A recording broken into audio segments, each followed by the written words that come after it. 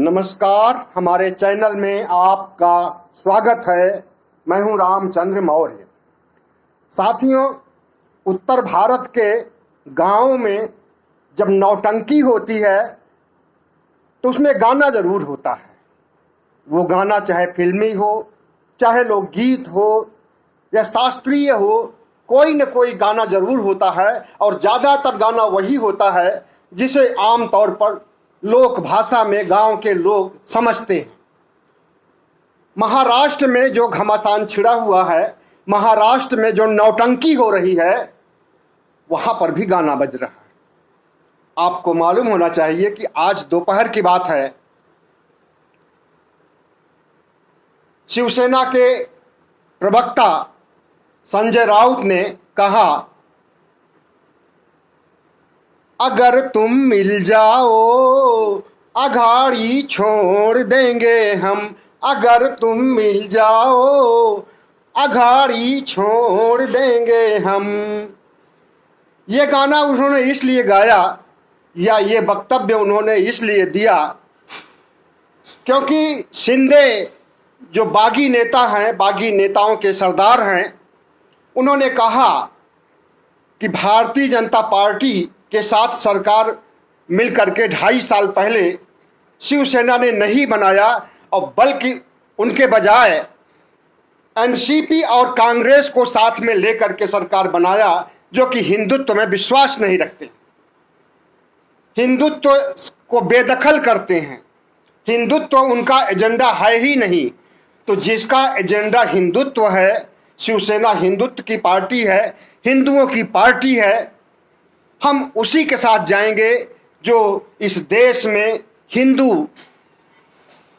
की बात करेगा, हिंदू राष्ट्र बनाएगा और हिंदुत्व को आगे बढ़ाएगा। तो उसके जवाब में संजय राउत ने ये गाना गाया, अगर तुम मिल जाओ अघाड़ी छोड़ देंगे। अघाड़ी का मतलब होता है, बहुत से लोग नहीं जानते होंगे, कि महाराष्ट्र में गठबंधन को, जिसे उत्तर भारत में गठबंधन कहा जाता है, अंग्रेजी में अलायंस कहा जाता है, उसे महाराष्ट्र में अघाड़ी कहा जाता है। गठबंधन का मतलब अघाड़ी और अघाड़ी का मतलब गठबंधन। तो अभी जो महाराष्ट्र में सरकार है उसका नाम महाविकास अघाड़ी दिया गया है।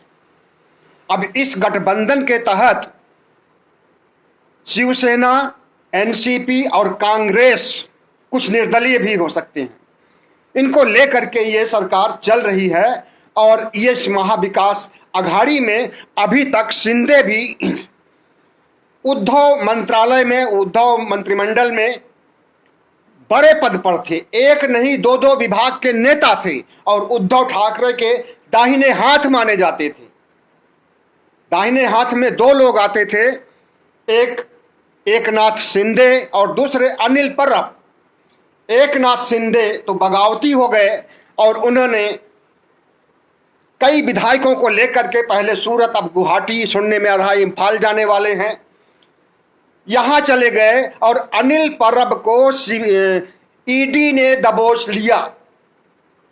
और जितने भी विधायक हैं शिवसेना के, सबको ईडी ने, सीबीआई ने, इनकम टैक्स ने धमकी दिया है कि अगर शिंदे के साथ नहीं आते हो तो कल से रेड शुरू हो जाएगी और पूछताछ शुरू हो जाएगी और कुछ ना कुछ तो झोल निकलेगा ही। हर नेताओं के खिलाफ निकल सकता है, सत्ता पक्ष के खिलाफ, विपक्ष के खिलाफ, लेकिन उन्हीं लोगों को धरा जाता है जिनसे मोदी सरकार को, अमित शाह को फायदा होने वाला होता है।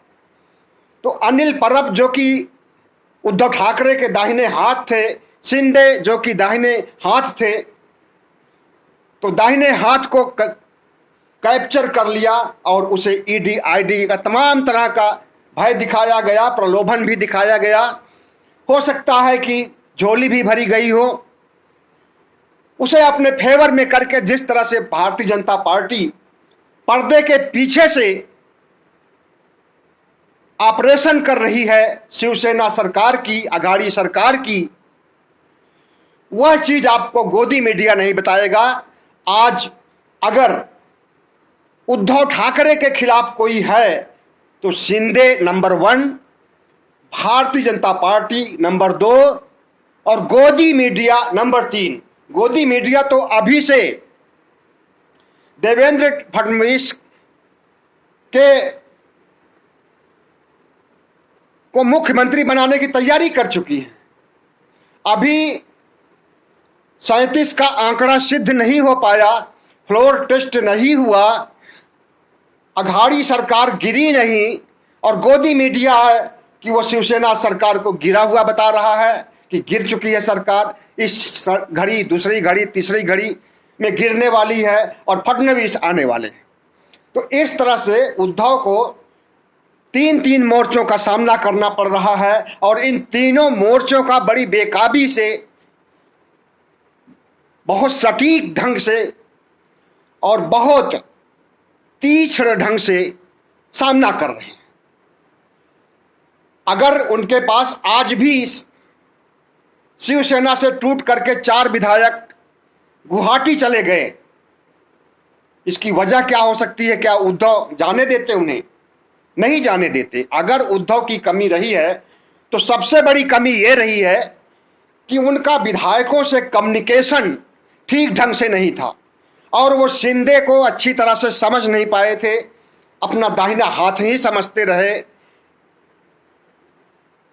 और उन्हें जो है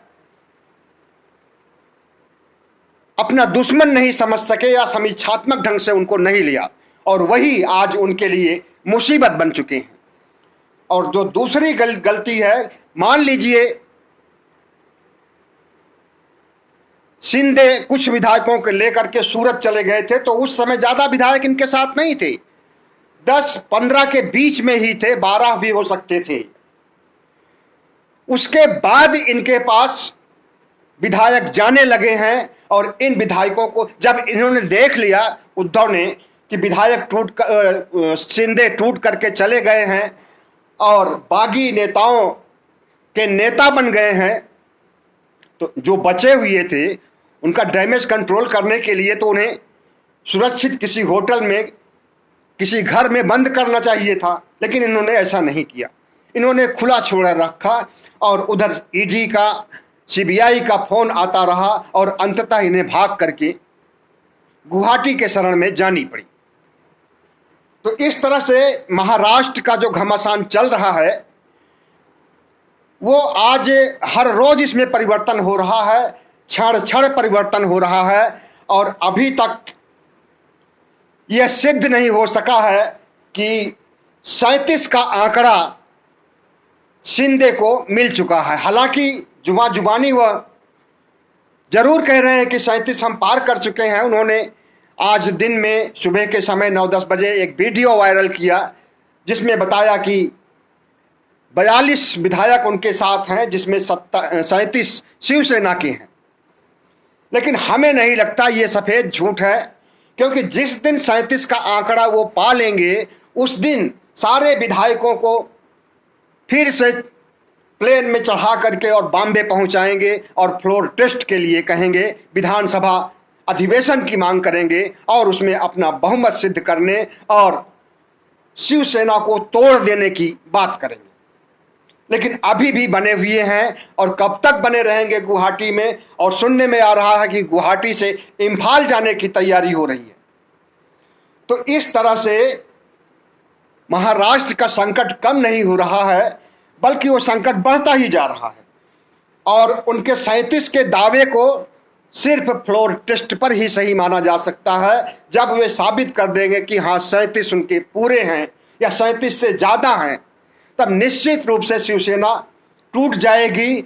12, 13, 15 विधायक उद्धव के शिवसेना में रहेंगे, बाकी दूसरे नई शिवसेना में चले जाएंगे। उसका नाम क्या देते हैं, क्या नहीं देते हैं, अभी वो सब भविष्य के गर्भ में छिपा हुआ है। लेकिन इतना जरूर है कि इसमें हमें अगर गंभीर विश्लेषण करने पर, बाल की खाल खींचने पर हमें यही लग रहा है कि अभी भी जीत की ओर अघाड़ी सरकार है, शिवसेना है।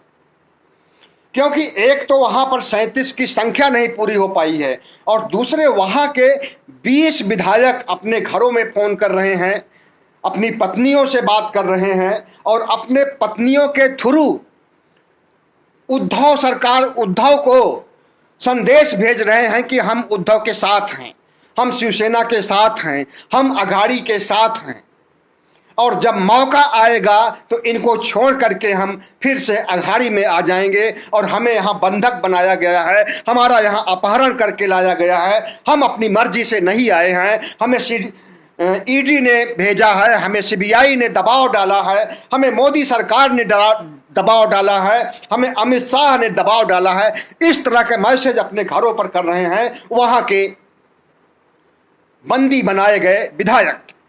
तो उसमें 20 ऐसे हैं जो कि उद्धव से भी जुड़े हुए हैं और अपने घरों से भी कम्युनिकेशन कर रहे हैं। तो जब समय आएगा फ्लोर टेस्ट में तब उनका वोट अघाड़ी सरकार की तरफ आएगा, शिवसेना की तरफ आएगा, सुनिश्चित है, ये ऐसा ही होगा, आप देखिएगा।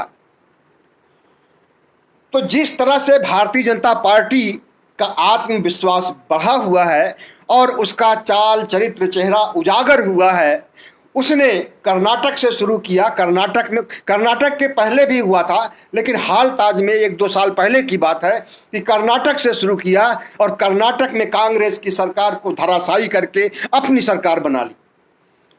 मध्य प्रदेश में कमलनाथ की सरकार को गिरा करके फिर से शिवराज चौहान की ताजपोशी कर दिया। राजस्थान में भी पूरी ताकत लगा करके कोशिश किया, लेकिन वहां पर अशोक गहलोत का बेहतरीन मैनेजमेंट और वसुंधरा राजे की वजह से इनकी दाल नहीं गली और वही प्रयोग ये महाराष्ट्र के ऊपर कर रहे हैं। और महाराष्ट्र में भी विधायकों में को जिस तरह से सीबीआई से, ईडी से, आईटी से डरवाया जा रहा है और शिंदे के खेमे में भेजा जा रहा है, वे डर करके गए हुए हैं, अपनी मर्जी से नहीं गए हैं। अपनी मर्जी से गए होते तो फ्लोर टेस्ट होने पर वे निश्चित रूप से शिंदे का साथ देते, भारतीय जनता पार्टी का साथ देते। लेकिन अगर वे अगवा किए गए हैं, अपहरण हुआ है, अपनी मर्जी से नहीं गए हैं और अपने घर में पत्नियों से बात कर रहे हैं कि हम अपहरित होकर के यहां आए हैं और हम किसी भी सूरत में शिंदे का साथ नहीं देंगे, उद्धव के साथ हैं, तो इसका मतलब क्या होता है? इसका मतलब यही होता है कि 4 दिन की चांदनी फिर अंधियारी रात। जब तक वे लोग गुवाहाटी में हैं या इम्फाल में रहेंगे तब तक भारतीय जनता पार्टी के लोग शोर मचा लें, अंधभक्त शोर मचा लें, गोदी मीडिया शोर मचा ले, आईटी सेल शोर मचा ले कि हाँ अब तो उद्धव की सरकार गई और फडणवीस की सरकार आ रही है। लेकिन जब वहां से आएंगे, अब फ्लोर टेस्ट होगा, तब असली इम्तहान होगा और तब पता चलेगा कि महाराष्ट्र की सियासत किस ओर बढ़ रही है, विनाश की ओर या फिर विकास की ओर। अघाड़ी फिर से आएंगे या फिर भारतीय जनता पार्टी कामयाब हो जाएगी और देवेंद्र फडणवीस आएंगे। कहा जा रहा है कि एकनाथ शिंदे को यह भी बताया जा रहा है कि अगर जरूरत पड़ेगी तो हम आपको ही मुख्यमंत्री बना देंगे और हम समर्थन देंगे और सरकार नई शिवसेना की होगी। लेकिन हमें नहीं लगता, अगर इस बात पर और पहले से अगर वो विचार करते तो देवेंद्र फडणवीस को जिस तरह से शिवसेना ने 2.5 साल पहले नहीं बनने दिया था और खुद बनने की जिद की थी और बन करके दिखाई, उद्धव ने दिखाया मुख्यमंत्री बन करके, इस बात को उस समय ही मान लेती भारतीय जनता पार्टी तो उसका शिवसेना से टूट भी नहीं होती। शिवसेना और वे जो कि बहुत दिनों से एक साथ थे और विचारधारा भी दोनों की मेल खाती थी, अलगाव नहीं होता। इस तरह से एकनाथ शिंदे ये भूल जाए कि वो मुख्यमंत्री बन सकते हैं महाराष्ट्र के। और दूसरी बात, भारतीय जनता पार्टी जिस मुगालते में है और जो चाहती है, जैसा उसने कर्नाटक में किया और मध्य प्रदेश में किया, वैसा यहाँ नहीं होने वाला है। जितना खर्चा हो रहा है सूरत से लेकर के गुवाहाटी तक, वहाँ पर होटल का खर्चा, एक साधारण आदमी कोई ठहरने किसी छोटे मोटे होटल में जाता है तो 4,000 5,000 रुपए देने पड़ते हैं। और ये जितने विधायक गए हुए हैं, पूरी लॉबी गई हुई है, लश्कर गया हुआ है, इनके साथ भारतीय जनता पार्टी के लोग भी हैं, अंधभक्त भी होंगे, इन सबको ठहरने की व्यवस्था की गई है। तो बताइए कितना खर्चा होता होगा, करोड़ों रुपए डेली खर्चे होते होंगे। और जिस तरह से चार्टर प्लेन से ले जाया गया और जो चीज उन्हें खाने के लिए, रहने के लिए, विलासिता की चीजें उन्हें दी जा रही हैं, इसका खर्चा कौन उठाएगा? भारतीय जनता पार्टी उठा रही है। वही भारतीय जनता पार्टी जो सैनिकों के लिए पैसे की कमी बताती है, अभाव बताती है, अग्निपथ और अग्निवीरों के लिए पैसे का अभाव बता करके 4 साल में ही उन्हें उनकी छुट्टी कर देना चाहती है, उनको पेंशन नहीं देना चाहती है। लेकिन इन दिनों के लिए जब कोई सरकार बनानी होती है, कोई सरकार गिरानी होती है, तो उस समय अंधाधुंध पैसा लग जाए, करोड़ों लाखों अरबों खर्च हो जाए, कोई चिंता की बात नहीं है। भारतीय जनता पार्टी के पास कोई पैसे की कमी नहीं रहती है इस अवसर पर। तो भारतीय जनता पार्टी बेनकाब होगी और सारा किया धराया उसी का है। भारतीय जनता पार्टी का मतलब आज की तिथि में होता है मोदी और अमित शाह। मोदी और अमित शाह बोल कुछ नहीं रहे हैं, लेकिन कर सब कुछ रहे हैं। और एकनाथ शिंदे के कंधे पर जिस तरह से बंदूक रख करके चला रहे हैं और शिवसेना को घायल करने की बात कर रहे हैं, और दिखाई भी दे रहा है कि शिवसेना घायल हो गई है, लेकिन शिवसेना घायल नहीं है। और शिवसेना का आत्मविश्वास इतना है कि उद्धव ठाकरे अगर अपने सरकारी निवास वर्षा को छोड़ करके जाते हैं, मातोश्री जो उनका पुश्तैनी घर है उसमें, तो इसका अर्थ ये नहीं है कि वे डर करके या हार करके या आत्मविश्वास खो करके मातोश्री में गए हैं, बल्कि उनकी भी एक नीति है, उनकी भी एक सियासत है। वो अपने ढंग से काम कर रहे हैं, उन्हें पता है। और सारे विधायकों से वे जुड़े हुए हैं, फोन पर और दूसरे कम्युनिकेशन के जरिए जुड़े हुए हैं। और जब समय आएगा तो निश्चित रूप से अघाड़ी सरकार फिर से बनेगी और भारतीय जनता पार्टी का सारा किया धराया पानी में मिल जाएगा। और एकनाथ शिंदे तो कहीं के नहीं रह जाएंगे, न तो ये भारतीय जनता पार्टी में जा सकेंगे और न ये फिर से अघाड़ी सरकार में शामिल हो सकेंगे। और अघाड़ी सरकार का मतलब कि शिवसेना की सरकार और शिवसेना के शिवसैनिक कितने क्रूर, कितने निर्दयी और कितने बड़े अपराधी होते हैं। तो एकनाथ शिंदे की खैर नहीं होगी अगर फिर से अघाड़ी सरकार बनती है तो, क्योंकि मुसीबत में डालने में, संकट में डालने में और विश्वासघात करने में एकनाथ शिंदे ने कोई कोर कसर नहीं छोड़ी है। इस तरह से महाराष्ट्र का संकट बढ़ रहा है, लेकिन महाराष्ट्र के अघाड़ी सरकार का संकट नहीं बढ़ रहा है। देखने में आ रहा है कि अघाड़ी का संकट बढ़ रहा है, लेकिन हमें ऐसा नहीं लगता। और संकट अगर किसी का बढ़ रहा है तो वो एकनाथ शिंदे का बढ़ रहा है, और उससे बढ़ करके भारतीय जनता पार्टी का भी संकट बढ़ रहा है। भारतीय जनता पार्टी छिपे तौर पर काम कर रही है और अभी तक उसने जो बयान जारी किया है उसका यही कहना था कि हमारा इससे कोई मतलब नहीं है, ये शिवसेना का अंदरूनी मामला है। लेकिन आज जो वीडियो जारी किया एकनाथ शिंदे ने, उसमें उन्होंने कहा कि हमारे साथ एक इतनी बड़ी शक्ति है कि वे हमें पूरा ताकत दे रही है, पूरी ऊर्जा दे रही है, और वो हमारे साथ है। हम किसी भी सूरत में झुक नहीं सकते हैं, झुका देंगे और फिर से फडणवीस की सरकार बना देंगे। तो कौन शक्ति हो सकती है, बिना बताए समझा जा सकता है। एक छोटा सा मासूम बच्चा भी समझ सकता है कि उनके साथ कौन शक्ति हो सकती है। और कौन शक्ति इस समय है जो पूरे भारत पर कब्जा किए हुए है और पूरे भारत को बेच रही है और पूरे भारत को सांप्रदायिकता की आग में झोंक रही है, युवाओं को उनके रोजगार से महरूम कर रही है। और जिन युवाओं को नौकरी देने की सेना में बात हुई थी, उन्हें भी वो नाराज, आक्रोशित किए हुए बैठी है। तो इस तरह से गोदी मीडिया का सर्वेक्षण पर आप कतई नहीं विश्वास कीजिए। आईटी सेल जो भारतीय जनता पार्टी का है उस पर कतई नहीं विश्वास कीजिए। और जितना भी प्रोपोगंडा फैला रहे हैं भारतीय जनता पार्टी के नेता, एकनाथ शिंदे के नेता, उनके प्रोपोगंडा पर विश्वास नहीं कीजिए। विश्वास कीजिए, तर्क कीजिए अपने से, और जो कुछ घटित हो रहा है उसको अपने नजरिए से सोचिए, तब आपको पता चलेगा। उसका निष्पक्ष विश्लेषण कीजिए। आप किसी पार्टी के नेता नहीं हैं, न आप मतदाता हैं। हम खास करके महाराष्ट्र वासियों के लिए कह रहे हैं कि आप मतदाता हैं, आप किसी पार्टी के नहीं हैं। जो पार्टी आपका हित देखेगी, जिस पार्टी में आप अपना हित देखेंगे, उस पार्टी को आप वोट देंगे।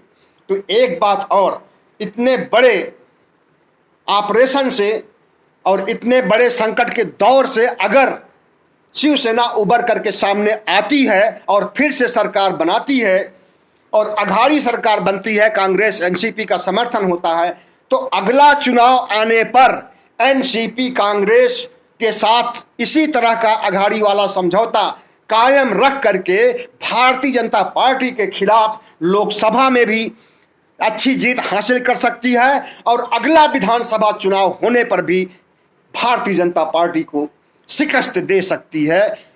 भारतीय जनता पार्टी के लिए यह संकट बहुत बड़ा अभिशाप है और शिवसेना के लिए वरदान है। अब देखना यह है कि वरदान होने से कितना फायदा उठा पाते हैं उद्धव ठाकरे, शिवसेना के लोग, अघाड़ी के लोग, और कितना खोते हैं बीजेपी के लोग, एकनाथ शिंदे जैसे मीर जाफर लोग। बहुत बहुत धन्यवाद। हमारे चैनल को सब्सक्राइब कीजिएगा, लाइक कीजिएगा और शेयर कीजिएगा।